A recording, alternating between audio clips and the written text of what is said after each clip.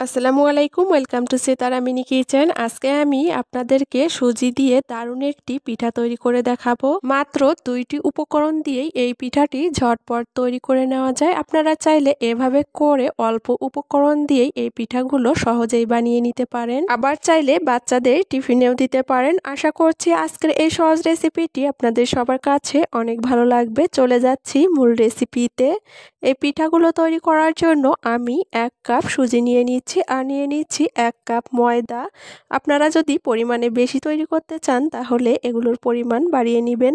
স্বাদ অনুযায়ী লবণ দিয়ে দিচ্ছি, দিয়ে দিলাম 2 টেবিল চামচ চিনি, হাফ চামচ বেকিং পাউডার দিয়েছি। বেকিং পাউডারটা অবশ্যই দেওয়ার চেষ্টা করবেন। আর 2 চামচ এখানে আমি গুঁড়া দুধ দিয়েছি। আপনারা চাইলে গুঁড়া দুধটা বাদ দিতে পারেন।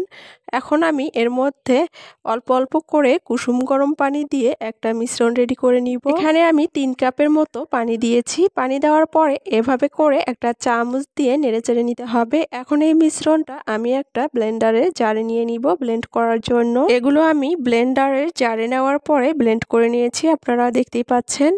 আর এগুলো ব্লেন্ড করার পরে দেখতে ঠিক এরকম হয়েছে, একটু ঘন হয়েছে। আর এর মধ্যে আবারও কুসুম গরম পানি দিয়ে আমরা যেভাবে চিতই পিঠা বানিয়ে থাকি সেভাবেই এই মিশ্রণটা তৈরি করে নিতে হবে। আর মিশ্রণটা রেডি করার পরে দেখতে ঠিক এরকম হয়েছে। এখন চলে যাচ্ছি পিঠা তৈরি করার জন্য। এর জন্য চুলার উপরে একটা প্যান বসিয়ে দিয়েছি। চুলার তাপটা থাকবে লো হিটে। এখন যখন প্যানটা একটু গরম হয়েছে তখন এর মিশ্রণটা এখানে অল্প করে দিয়ে দিব আর অপেক্ষা করব 2 মিনিটের মতো। চুলার তাপটা এই পর্যায়ে এসে মিডিয়াম এবং লো হিটের মাঝামাঝি করে দিতে হবে। আর আপনারা দেখেই হয়তো বুঝতে পারছেন যে এই পিঠাটা কত সুন্দরভাবে আস্তে আস্তে হয়ে যাচ্ছে। আর এই পিঠাগুলো তৈরি করতে বেশিক্ষণ সময় লাগে না, 2 মিনিটের মধ্যে এই পিঠাগুলো হয়ে যাবে।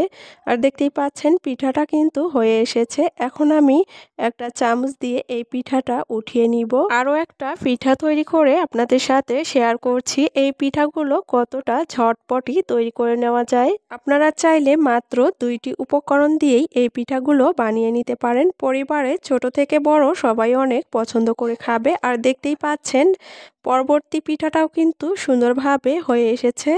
আবারও আমি এই পিঠাটা উঠিয়ে নিচ্ছি আর একটু কাছ থেকে দেখিয়ে দিচ্ছি পিঠাগুলো কতটা জালিদার হয়েছে। আর দেখতেও কিন্তু মাশাআল্লাহ অনেক সুন্দর হয়েছে। আশা করছি আজকের এই সহজ রেসিপিটি আপনাদের সবার কাছে অনেক বেশি ভালো লেগেছে। এরকম নতুন আর সহজ রেসিপি পেতে আমার চ্যানেলটি সাবস্ক্রাইব করবেন আর বেল বাটনটি অন করে রাখবেন আমার পরবর্তী ভিডিওর নোটিফিকেশন সবার আগে পাওয়ার জন্য। আজ এখানেই বিদায় নিচ্ছি। এতক্ষণ আমার সঙ্গে থাকার জন্য সবাইকে অনেক ধন্যবাদ। সবাই ভালো থাকবেন, সুস্থ থাকবেন। আল্লাহ হাফেজ।